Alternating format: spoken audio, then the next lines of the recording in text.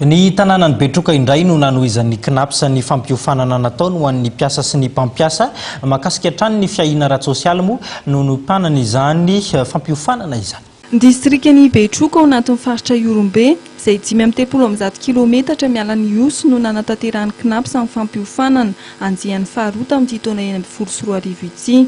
Tao amin'ny lapan'ny paroasy Betroka no nanatanterahana izany fompanana izany nandritra ny 3 andro. Maro ireo olom-panjakana aty amin'ny distrikan'ny Betroka no tonga nanotrona ity atrik'asa fanapariana ny lalàn'ny fiahina ara-tsosialy ity. Tanjon'ny fiofanana ny ampafantatra ny rehetra fa azo fototra ny fananana fiahina ara-tsosialy ary mba tsy hisy intsony ny mpiasa verisoa.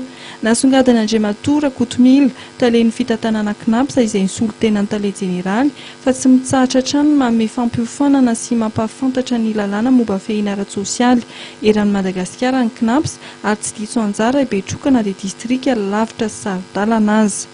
Natao aty Betroka moa ny fampiofanana ny KNAPS retin'ny karakarain'ny KNAPS amin'izao fotoana izao sy aty Betroka ihany fa eran'ny Madagasikara no amitany KNAPS an'izany fampiofanana izay satria mitovy zo ny mpiasa na an'Andrenivohitra na amin'ny tany lavitra Andrianantakany aty amin'ny distrika lavitra aty. Tsy voasambany akory no nisy ny fijinan'ny KNAPS tany Betroka fa efa nisy ny KNAPS amin'ny tetivohitra nalay antsoina hoe Guichet Forain tamin'ny taona 2024 ho fampijirana ireo mpampianatra Fram mpikambana KNAPS sy ho famahana ny olana ary ny etaetan'ny olona mikasika amin'ny fiahina ara-tsosialy atolotry ny KNAPS.